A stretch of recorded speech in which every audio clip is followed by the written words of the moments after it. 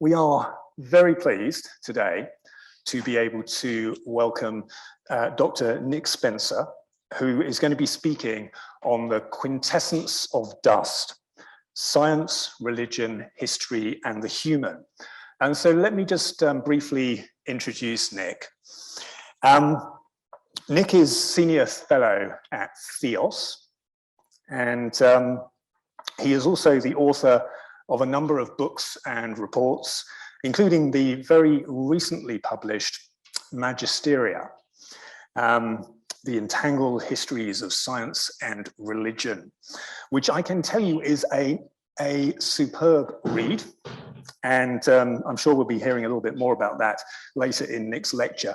Nick is also the host of the podcast Reading Our Times. And then outside of Theos, Nick is visiting research fellow at the Faiths and Civil Society unit at Goldsmiths, University of London, and a fellow of the International Society of Science and Religion. Okay, so Nick, over to you. Thank you so much. Thank you very much, Graham. Thank you all for turning up this evening. In 1927, during the famous Fifth Solvay conference, in which the great physicists in the world met to discuss the newly proposed quantum theory, Albert Einstein was introduced to a relatively young physicist and cosmologist who was working in Brussels. Georges Lemaitre was not eminent enough to be at the conference. He was 33 years old and at the time a part-time lecturer at the Catholic University of Louvain. He had, however, recently published a paper entitled, quote, "A homogeneous universe of constant mass and increasing radius, accounting for the radial velocity of extragalactic nebulae." I'm sure you're familiar with it. The paper appeared in an obscure Belgian journal and argued on the basis of Einstein's own theory of general relativity that the universe was expanding. And indeed, the speed of the galaxies was in proportion to their distance. In other words, the further away, the faster they traveled. And that seemed to suggest that once upon a time, they were all in one place. Or in other words, that the universe had a beginning. Now, Einstein could not fault the man's mathematics. Technically, it was flawless, but from the point of view of physics, he thought his ideas were abominable. Various elements of Lemaitre's theory concerned Einstein, but one of them was the fact that Georges Lemaitre was a devout Catholic, indeed a priest. And his idea of an expanding universe with a beginning in time seemed to many to be a bit suspect. Nesting beneath the flawless mathematics, they could smell a theological rat. Lemaitre was well aware of this, but he was personally intensely opposed to theologians appropriating his work to make a religious point. Indeed, as observational evidence for his theory mounted after the Second World War, he would intervene and advise the Pope's scientific advisor to tell the Holy Father not to make sweeping theological claims about creation on the basis of his science. At the time, Lemaitre was not important enough to make such interventions, but he was still sometimes called upon to make comments on the relationship between science and faith. And in one article for the New York Times in 1933, he wrote robustly that neither St. Paul nor Moses had the slightest idea of relativity. The writers of the Bible were illuminated, more or less, some more than others, on the question of salvation. On other questions, they were as wise or as ignorant as their generation. This was an ancient and venerable response to the ideas of science. As early as the 6th century, John Philoponus was making precisely the same point. Philoponus was an Alexandrian, one of the most important philosophers of late antiquity, who commented extensively and approvingly on Aristotle, although rejected his ideas on the eternity of the cosmos. He was also an ardent opponent of those Christians, and there were some, mostly resident in Alexandria's long-standing rival city of Antioch, who argued that the world was flat. John wrote a scathing attack, not only condemning their bad science, but also their bad theology. No one considering the systematic treatment of nature by later writers is going to ask Moses' scripture what has been thoroughly researched on these subjects by specialists, he wrote on. That was not most excellent Moses' intent. Rather, excellent Moses, by John's reckoning, was chosen by God to lead people to knowledge of God, not of nature. The idea that the scriptures, or even wider theology, were there to tell you about the salvation of humans rather than the position of planets is not simply a modern intervention deployed in the face of the unprecedented success of post-Enlightenment science. It is an ancient tradition. I would argue that its most famous formulation came from the pen of Galileo himself. 1615, as the weather is beginning to turn for him, Galileo wrote a public letter to the Grand Duchess Christina of Tuscany in which he defended Copernicanism and justified its compatibility with Holy Scripture on the basis of church teaching itself.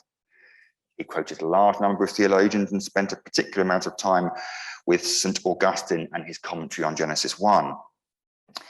He explained that Augustine had stated that even pagan philosophers could acquire conclusive reasons or observations about the world. He pointed out that the scriptures were open to differing interpretations. He noted how the Bible was accustomed to the understanding of the common people. And he famously remarked, though in fact he was quoting Cardinal Cesare Baronio, that the intention of the Holy Spirit is to teach us how one goes to heaven and not how heaven goes.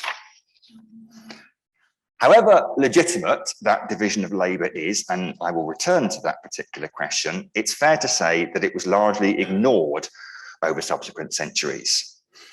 Indeed, the history of science and religion for the 150 or so years after Galileo's death was one big exercise in ignoring it. Ironically, given how the Enlightenment, I'll leave that complex set of ideas as a singular movement with a definite article for the time being. Despite how the Enlightenment has become to be seen as the definitive break with and correction of Europe's Christian past, this was the period where there was greatest harmony between what we now call science and religion. Rather too much harmony, in fact.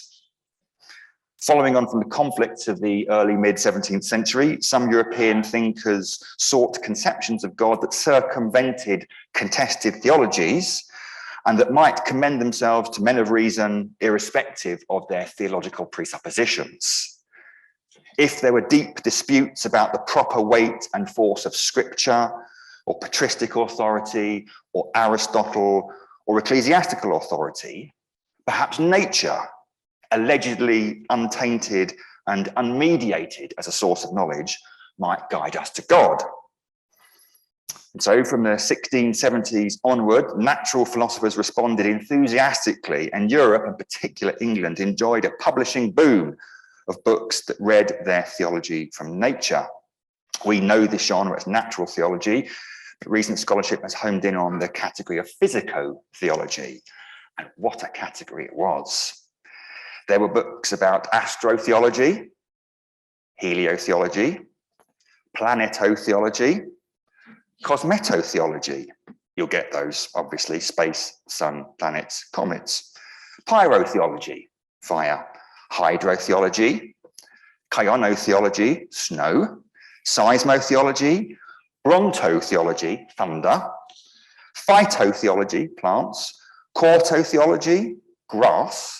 Patinotheology, birds. Ichthyotheology, fish. Insectotheology. Acredotheology, grasshoppers. Bombycotheology, silkworms. Locustotheology, locusts. Melitotheology, bees, and testachiotheology, which you'll be pleased to know means mussels or snails.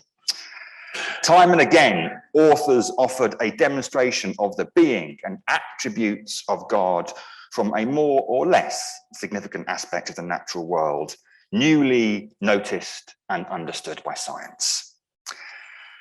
It did not end well, as the story of William Paley and Charles Darwin reminds us. But that didn't stop it from being a perennial temptation even after the mid-19th century.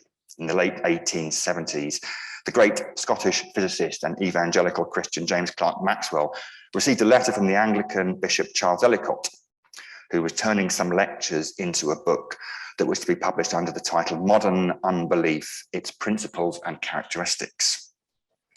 Ellicott was impressed by Maxwell's work, and he wrote asking him about his understanding of the creation of light in Genesis 1. Maxwell was distinctly hesitant. If forced to make a comparison, he said it would be very tempting to say that the light of the first day means an all-embracing ether, the vehicle of radiation and not actual light, whether from the sun or from any other source. However, he stressed, this was in accordance with the science of 1876, which may not agree with the science of 1896. And he went on to say that he would be very sorry if an interpretation founded on a most conjectural scientific hypothesis were to get fastened to the text in Genesis. The rate of change of scientific hypothesis, he wrote, was much more rapid than that of biblical interpretation, so that if an interpretation is founded on such a hypothesis, it may help to keep the hypothesis above ground long after it ought to be buried and forgotten, or conversely, drag a religious hypothesis down with it when it fell. It was sage advice. Ironically, given how much attention has been put on moments of disagreement in the history of science and religion, the greater danger lies at the opposite end of the spectrum, not in point-blank oppositionalism, but in instinctive agreement, a position that's sometimes called concordism. Instead of rejecting science in the name of religion, this approach zealously baptizes it, taking the scientific orthodoxy of the day and then reading it back into the pages of Holy Scripture. But it is a mistake, as well as fundamentally dishonest. Finding Aristotle or Copernicus or Darwin or Einstein in Genesis or Revelation is essentially fraudulent. Time and again, marrying the science of the age would repeatedly leave religion an embittered widow.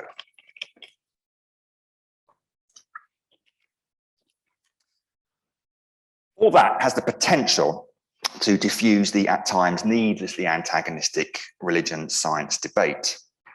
Indeed, it was more or less the approach that the American biologist Stephen Jay Gould adopted in his idea of science and religion as non-overlapping magisteria, from which, of course, I nicked my own title. But as critics have not been slow to point out, it does come at a bit of a cost. If Holy Scripture, if theology really doesn't have anything to say about the motion of the heavens or the composition of the atmosphere or the origins of life, what exactly does it have to say anything about? Is it just about feelings and experiences and values and entirely devoid of any hard content? If that were the case, all potential conflict would be diffused, but at the cost of turning religion into the kind of thing that, frankly, many believers, including pretty much all of them through history, would not recognize. Well, Lemaitre and Philoponus and Galileo and Maxwell would have clearly and firmly said no, because, to return to Lemaitre's article for the New York Times, the writers of the Bible were illuminated more or less on the question of salvation. Or to reference Galileo's letter to the Duchess Christina on the question of how one gets to heaven. This, I argue in Magisteria, is really at the heart of the matter. Let me put it this way, and paying all due respect to Stephen Jay Gould. Religious belief can and should, for the most part, seed the ground of how the material world works. That is not its magisterium. Note, this isn't to seed ground in a discussion about the value we place on the material world, nor is it to see discussion on the philosophical presuppositions that underpin the methods of science. As I discuss in the book, they are often rather theological in origin. But when it comes to the basic question of how things tick, that's not religion's magisterium. On the other side of the contract, and much as some scientists might protest otherwise, science has to cede the ground of the question of the existence of God. Now, to be clear again, this does not mean science has nothing to contribute to that question. There lies a long-standing debate about the legitimacy of natural theology, which I intend to leave well alone, except to say that the manner in which science can clarify our understanding of nature may in turn make the existence of God more or less credible. This, as an aside, I think lies at the very heart of the Darwinian challenge to Christian theism. But it can contribute to that discussion. But if it can contribute to that discussion, it is simply doing so as part of a vast linguistic, philosophical, ethic, existential jigsaw that constitutes this question. It cannot decide the answer authoritatively because a resolutely empirical discipline cannot really adjudicate in that way on the existence or otherwise of a God that is not defined as a thing within creation. As the American philosopher David Bentley Hart has said, too much of the science versus God debate doesn't really get this and consists of the equivalent of questioning the reality of Tolstoy on the basis that he can't be found anywhere in the plot of Anna Karenina. So I would argue that at a deep level, the magisteria of science and of religion are different and distinct. But different and distinct does not mean non-overlapping. They are not completely separate because there remains a rather important place in which they touch. Lemaitre's line that the writers of the Bible were illuminated on the question of salvation makes the assumption that humans are the kind of creatures for whom the idea of salvation makes any sense at all. Science may not be able to adjudicate definitively on whether God or heaven or an afterlife exists, let alone on the efficacy of the atonement or the truth of the Nicene Creed. But it can make a judgment about what kind of creature humans are, and by implication whether salvation or going to heaven or eternal judgment or whatever is even a meaningful concept. My argument in the book is that this is precisely where the magisteria of science and religion did, and indeed do and will, overlap and become thoroughly entangled. Now, I do need to be very careful here, as I do not want to reduce the entire complex history of science and religion to just this issue. John Hedley-Brooke, who is my lodestar in so many of these issues and whose BDI I am conscious I'm standing before in this lecture, once commented about Charles Darwin that we shouldn't pigeonhole the man who wouldn't pigeonhole pigeons. As with Darwin, so with the entire science and religion debate. Thus, the entangled reference in my subtitle has several meanings, one of which is simply that the long relationship between the two is very complex and resistant to simple categorization. I don't want to reduce absolutely everything down to the human question. However, the entangled of the title also means engaging with one another in a way that Stephen Jay Gould denied they ever did or should. Time and again in this history of science and religion, the relationship between them got most entangled and most interesting and most animated when both magisteria made statements, some implicit, some explicit, about the nature of the human. Or to be more specific still, when one magisterium or the other made statements about the nature of the human that were proposed as authoritative and exclusive. That's when the tension arises. Let me give you a few examples of what I mean by this.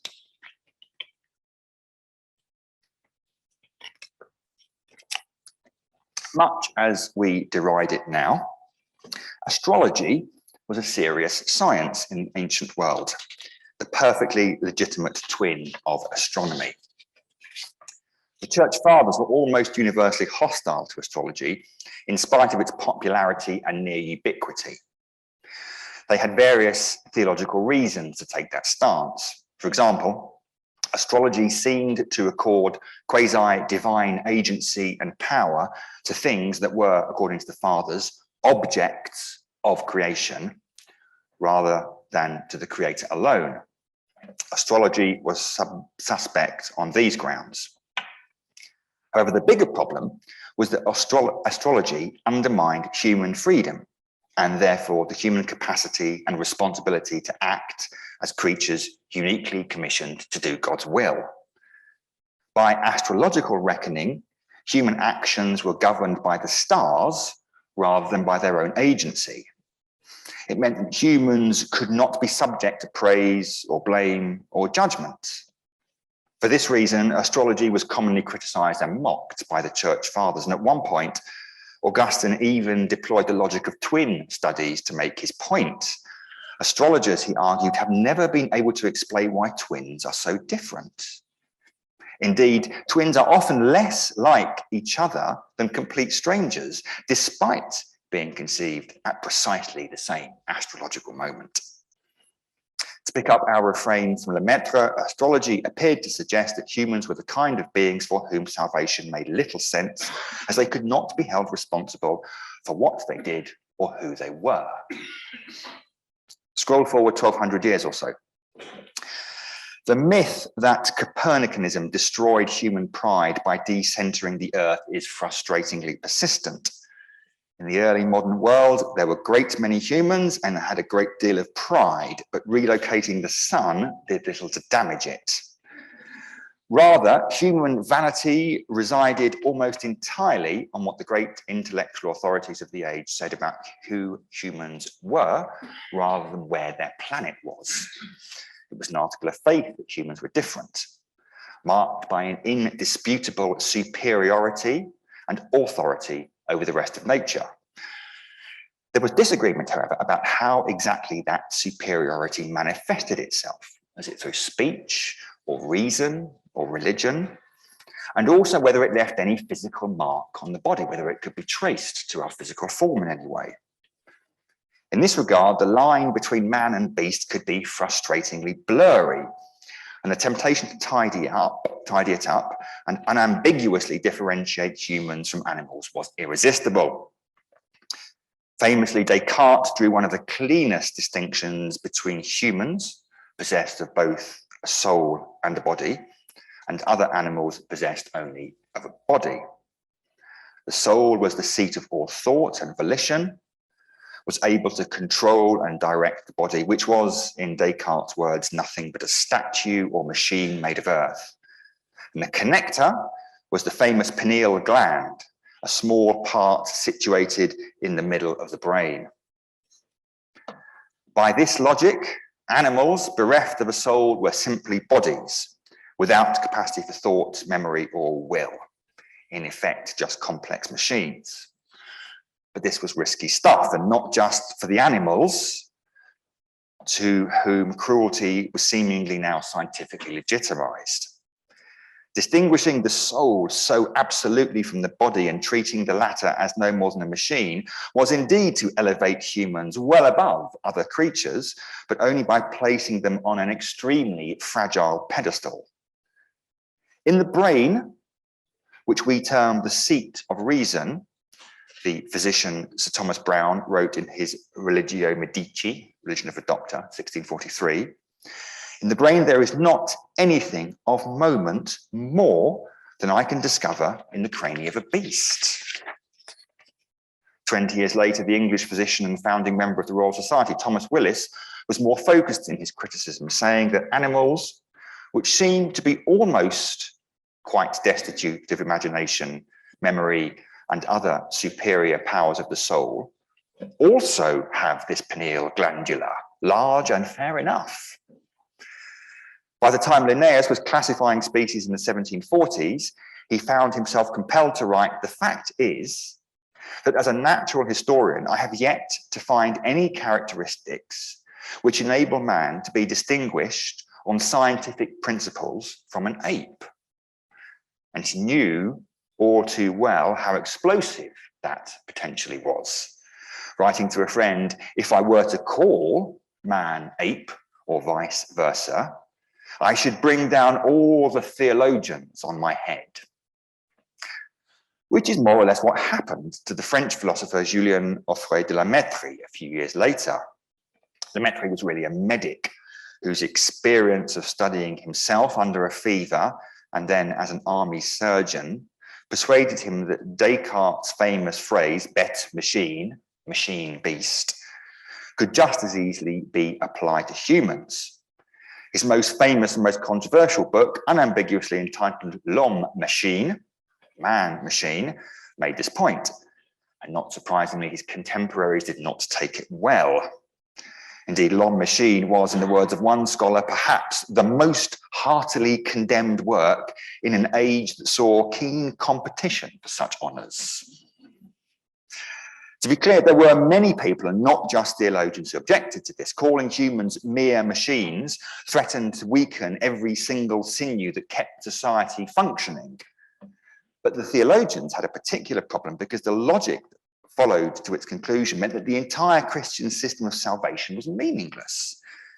It didn't disprove the existence of God, but it did something almost as bad, which was undermine the whole point of Christianity.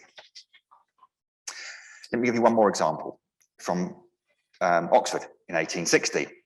The famous encounter between Thomas Henry Huxley and Bishop Samuel Wilberforce, with which I suspect you'll be very familiar because it's been elevated to the British equivalent of the Galileo trial. To refresh your memories, the two faced one another in the library of the New University Museum in Oxford on a hot Saturday afternoon at the end of June 1860. In theory, they were responding to John Draper's rather tedious lecture on the intellectual development of Europe, but as everyone knew, in reality, it was a debate about Charles Darwin's theory of evolution by natural selection that had been published 9 months earlier. The encounter is famed for Huxley's alleged quip about preferring an ape to a bishop for an ancestor.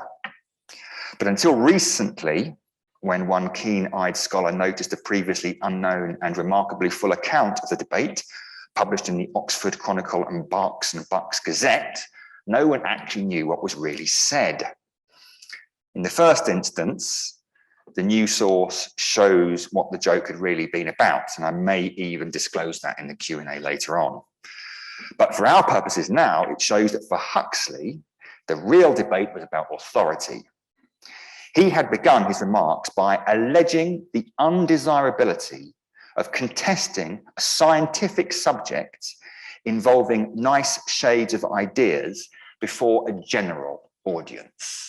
Not, one would have thought, a foolproof way of winning your audience over. And later on, he said that he was indignant that an amateur clerical naturalist like Wilberforce should consider himself capable of adjudicating on such matters. For Wilberforce, by contrast, the real issue was about humanity. He was willing to countenance evolution in certain highly limited circumstances, but he could not extend that to humans. The way he used almost hysterically emotive language here showed how much of an issue this was for him. It is a most degrading assumption that man, who in many respects partook of the highest attributes of God, was a mere development of the lowest forms of creation. He could scarcely trust himself to speak upon the subject, so indignant did he feel at the idea. What the issue was for Wilberforce was that evolution robbed humans, as far as he understood it, of their eternal dignity. They became the kind of beings for whom salvation was immaterial, perhaps even impossible.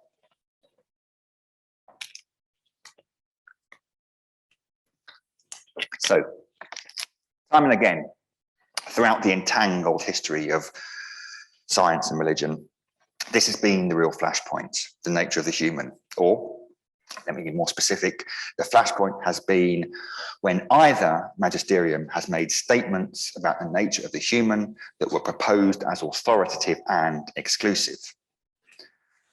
Because most religious thinkers, even if not necessarily quickly or even willingly, have been able to accept the material reality of human nature as revealed by science. We might talk about the interesting history of evolution in 20th century America in the Q&A afterwards. I don't think it's an exception to this rule. There are particular circumstances behind that. But religious thinkers have been willing to accept the material reality of humans as revealed by science. They may have thought that the core or essence of the human lay in an immaterial soul, but at least in the Abrahamic traditions, and certainly in the Christian one, humans were obviously and meaningfully material creatures. In other words, we are dust. That being so, showing humans they had a material form, even one that was uncannily similar to other animals, wasn't necessarily a problem. But from that religious point of view, we are not only dust. We are, if you like, quintessence too, a fifth element beyond the four changeable terrestrial elements, the ether that fills the perfect unchanging universe beyond our dull sublunary sphere. The problem came when we were, as it were, defined as being only dust, only bodies, or only mammals, or only evolved primates, or only genes, or in our age, only information. It was not that these various understandings of human nature were wrong. It was that there was a problem if they were considered to be exclusively right. It's for this reason that so many religious thinkers throughout history have taken refuge in the idea of the soul, an immaterial thing that somehow epitomizes who we are and is invulnerable to the encroaching advances of dust. As science advances with ever more impressive material explanations of who we are, those who want to preserve a space for human quintessence alongside human dust are forced to invoke the soul. But this has its problems, as Cartesians found. And personally, I don't think it's helpful or even necessary, or for that matter, theologically orthodox, but that's another debate altogether. And there have been Christian natural philosophers and scientists in history who have agreed.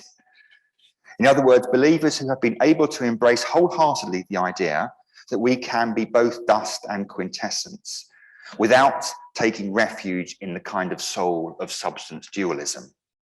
And I want to leave you with one of them, one of the most impressive, if underappreciated figures in the history of science and religion, who managed, in sometimes extraordinarily prescient terms, to maintain the idea of humans as both quintessence and dust.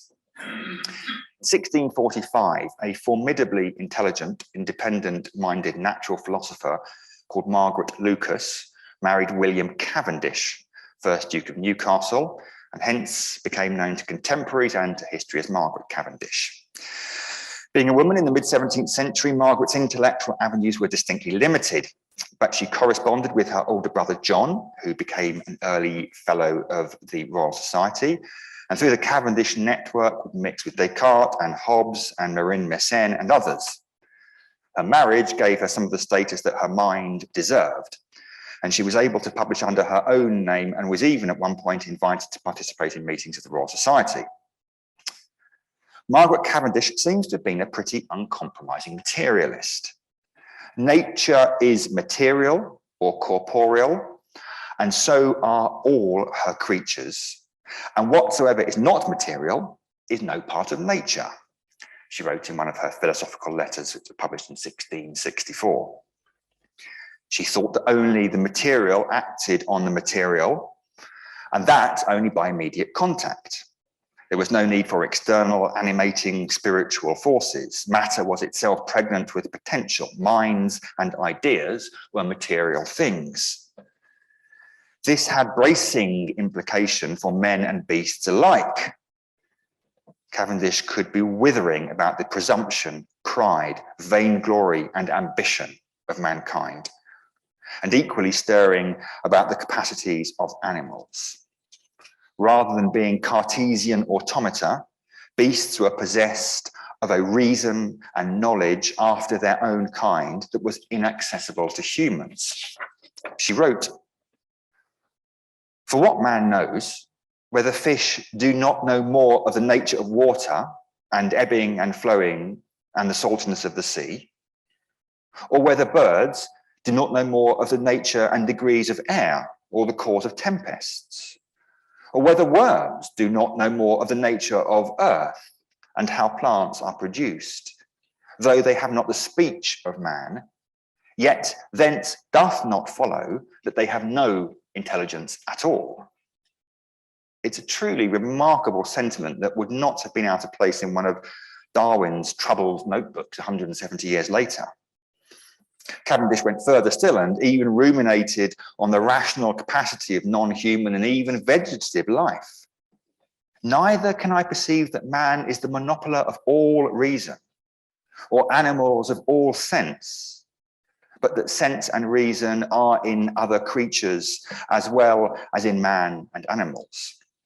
And yet, crucially, none of this was intended to cast a shadow over the divine or the spiritual, as some contemporaries like Thomas Hobbes seem to want to do.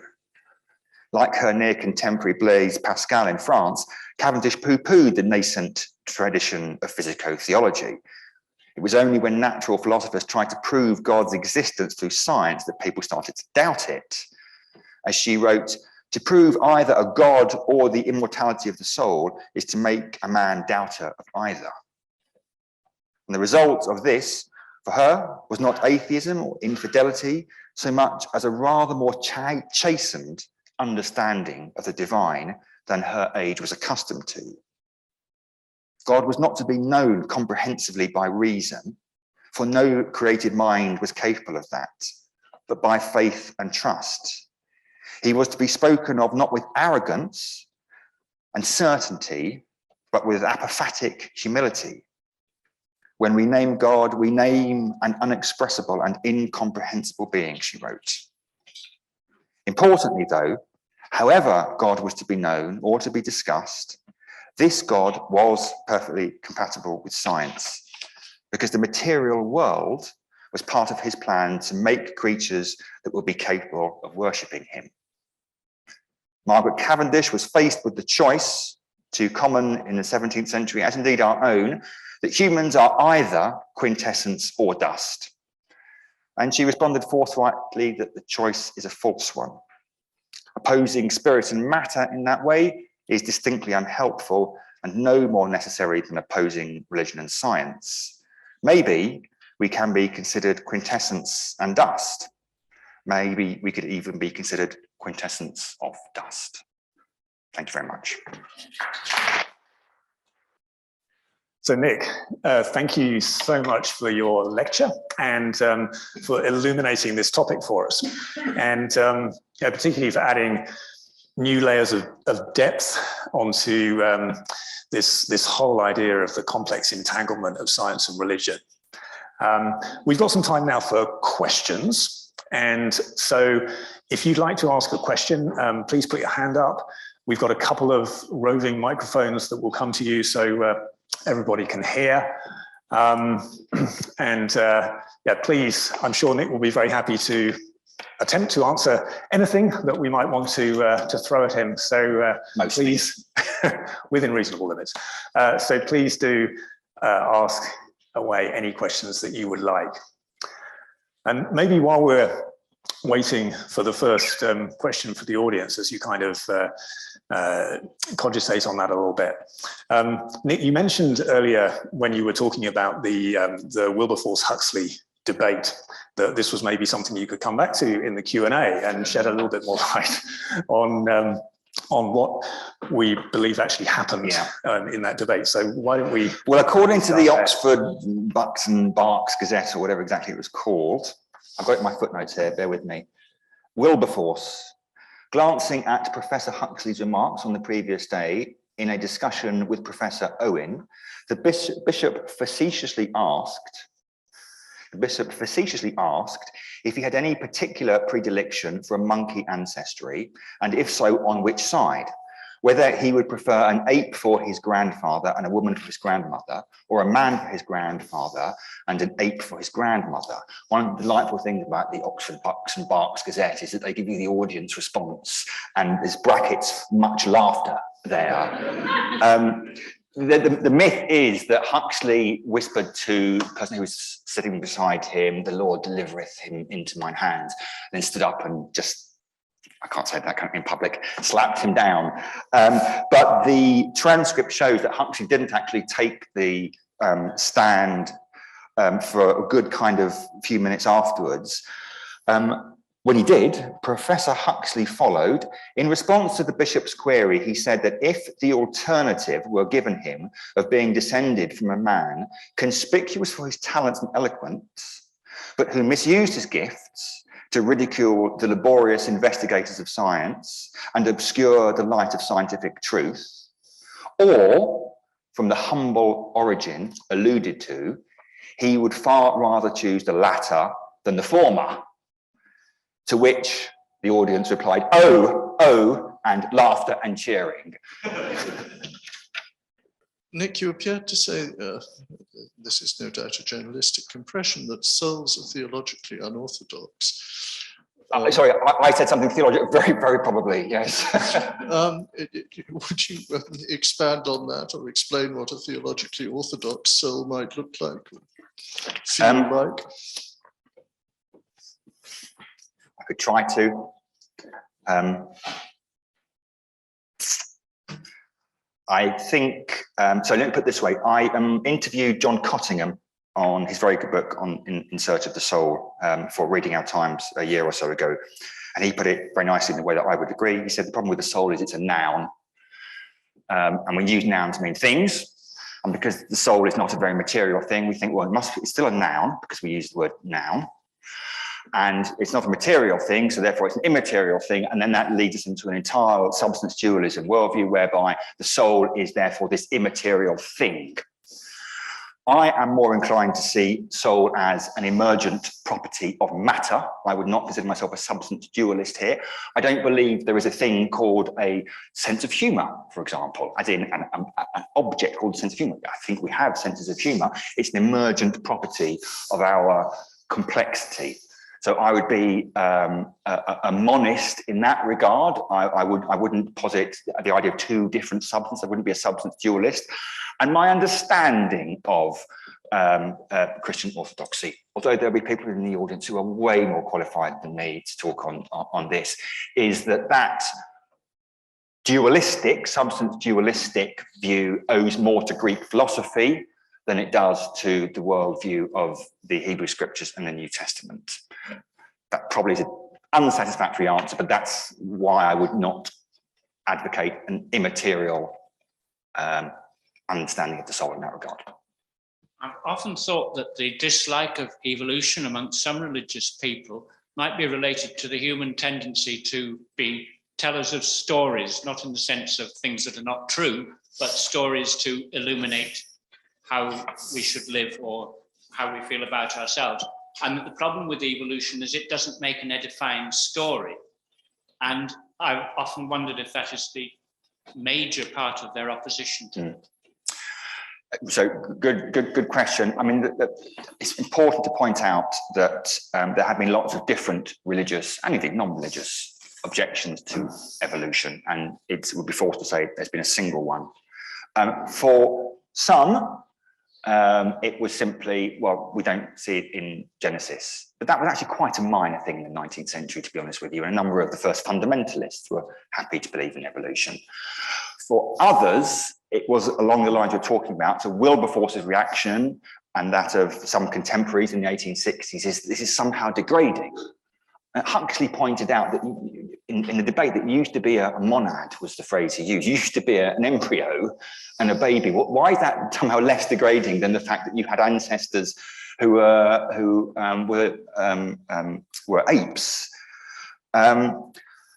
The mainstay of the objection to evolution, I mentioned I might come back to this in the 20th century, was because in America, it became wedded to social Darwinism and it got invested with very strong tendency towards eugenics and an attitude to the poor, the indigent, the weak, the vulnerable, so on and so forth, that understandingly had minimal appeal if you were in that category. I read a little bit of Hunter's Civic Biology, which was the book over which the Scopes trial took place, and it would never be published in a million years today, because there's certain chapters in it on basically how, you know, we are doing a service to the poor, the indigent, the alcoholic, and so on and so forth by letting them die, because that's how the stock is improved. So there was that objection, but, and I'm being absolutely kind of honest here, I think that what evolution does is put pain and suffering right at the heart of the story in a way that can't simply be said, oh, that's post-lapsarian. And I know some theologians who, you know, grapple with that. I think that is a almost impossible one to grapple with, really.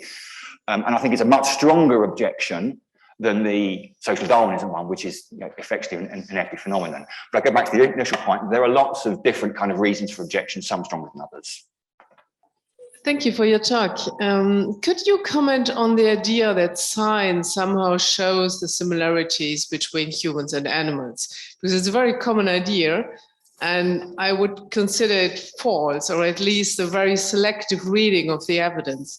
So is it an ancient idea, or is it an idea which originated with Darwin? And why is it so strong, whereas there is a very obvious evidence against the similarity between humans and animals as well? Just expand that last point about for me. So there are no animals who would do a lecture like we are doing this evening. So there's nothing similar to it. There are no animals who can paint a landscape, etc. So whatever, never animals invented toilet paper. So Yeah. So, I mean, the important point to make there is that there are obvious similarities and dissimilarities. There are many similarities between, you know, our physical form, for example, and that's our closer relatives, but there are things that are different. I think it's a good question, really. I think it has something to do with the fact that so much of the scientific activity emerged in a European Christian culture that had assumed an absolute unbridgeable gap between humans and other animals. Again, I don't think that's, you can necessarily right to read that from the scriptures, but nonetheless, there was a clear division, and therefore any scientific developments that saw, for example, structural physical similarities between man and humans and other animals were taken to be somehow threatening to a much wider worldview. Hence Linnaeus's point about I can't pinpoint a physical difference between the two. And no one denied that there was a difference. Hence my point about speech and reason. But even then, I'm a huge fan of the Dutch climatologist Frans de Waal. He's written a number of brilliant and beautiful books arguing that, you know, the behaviorist turn that was taken in the 20th century that sees, again, animals absolutely incapable of exhibiting some of the emotions and feelings and rational processes that humans do, it argues too much. So, you know, there is this prolonged attempt to try and bridge this gap. And because, coming from our Christian culture, there's so much residing on it, people get very nervous about it. They say there's a bigger battle going on there. Yeah, I mean, I'll leave it at that. There are other things that are going on there, but you know, I think picking up your final point, you know, it is very clear that humans do things, think things, coordinate in a certain way, articulate, understand in a way that is not matched by even the most sophisticated primates, and even someone like Frans de Waal would thoroughly recognise that. In fact, interestingly, right at the end of his book called The Human Story, Robin Dunbar, who's Professor of Evolutionary Psychology at Oxford, makes the point, I mean, he's bridging the gap throughout everything he's saying. He said, well, actually, there are quite a few similarities between what humans do and what other animals do. And he comes down to the point, well, actually, the biggest difference is religion. There is no signs at all anywhere in the animal kingdom of animals exhibiting anything like even proto-human religion. I've heard arguments against that, but it'd be interesting as a kind of a point that maybe religion is the thing that differs us. I've noticed in your description of the clashes and sometimes the harmonies between religion and science, you've referred only to Christianity and Judaism. Do your studies, or in fact, even your book, refer to the many other religions in history? So the book is almost, there's a chapter on medieval Judaism, there's a chapter on the quote-unquote golden age of Islamic science, and then we talk a bit about the Islamic response to Western science in the 19th century. There was an early chapter talking about science in China, but my editor, who's in the audience, wisely took it out because I was going way beyond my capacity for knowledge. I mean, it's fun to write. And there was also a brief regard on Hinduism and science. So not much is the answer. I think it's a nascent field, to be honest with you. There's a huge amount of work to be done there, and I'm just not competent to do it. So I think that from my understanding, sort of in the history of science and religion, a lot of these comparisons have been to animals, but even centuries ago, they talked about animals as machines. And I don't know if you cover this in your book, but it seems like there's a lot of questions about artificial intelligence, and we seem to measure in what it looks like as a human. So, you know, to what capacity can it get human traits? So intelligence and creativity. And if, you know, you're talking a lot about the soul, I guess my question is, I know there are scientists and psychologists and neuroscientists out there who are trying to, you know, they have tests to measure at what point artificial intelligence becomes as intelligent or creative as a human. Are there theologians out there today who are trying to have similar tests? At what point does artificial intelligence or a machine or even an animal have a soul? So I need to reassure everyone in the audience that that question wasn't a plant, because it allows me to say, I'm writing a book at the moment. The book, this Magisteria, ends a little bit talking about AI. And it occurred to me, and it's part of a wider science and religion project that we've been doing, that look, if the argument of this book holds, and that really the interesting point is the nexus of the human, we're about to enter a very rich period of science and religion discourse and interaction, because questions like artificial intelligence and genetic engineering and the personhood of animals, which is a big legal issue, particularly in the US, and radical life extension, the billions that Silicon Valley tech gurus are pouring into extending life for huge amount of time. These kind of factors are all questioning the nature of the human and what it is to be human. And I think that is going to be a more and more significant issue in the 21st century. There is a chapter on AI in there, and there are theologians who are engaging with this. I would say, at the risk of saying something kind of a bit trite, I think this debate about the intelligence of AI gets it completely wrong by focusing on the intelligence and processing power and the soul. I think the debate is about the body. Actually, I think that human cognition and morality and personhood is fundamentally embodied and vulnerable and contingent. I think that gives shape to everything we are and all that we do. And I think that unless and until we design AI that shares a similar material dependency and contingency and vulnerability, all talk of intelligence and machine souls is frankly immaterial. And I'm pleased to say I'm not alone in this, because no less a figure than Nick Cave said something not dissimilar when he was sent the lyrics that somebody had said to ChatGPT-3, write a song in the style of Nick Cave, and ChatGPT-3 did and sent it through, and he sent it through, and Nick Cave wrote a ferociously funny response, basically saying this is absolute bollocks. I can say that now. But also making the point that, I can't remember exactly the point he made, but it was along the lines of that what I write is about transcending human limits And what limits does AI have to transcend? The language of the transcendent is itself predicated on the idea of the language and the existence of the limited. And so, I think it's a very important conversation. We're going to hear much, much more about it. But the chapter in the book I've written on this, actually, let's not focus on processing power, because frankly, they're ahead of us. AI is ahead of us now anyway. Let's focus on the extent to which they are material, dependent, vulnerable, contingent beings in the same way as we are. Wonderful. Well, I think that is actually a wonderful question on which to end the Q&A now. We are up at the top of the hour, so at the end of our time. And Nick, I was thinking actually, I was kind of wanting to ask you a similar question, which we haven't got time for now, but thinking, if this were, if you were writing the second edition, or maybe it's the fourth or fifth edition of your book in 10 years, 20 years, no, yeah. 10 years, 20 years time.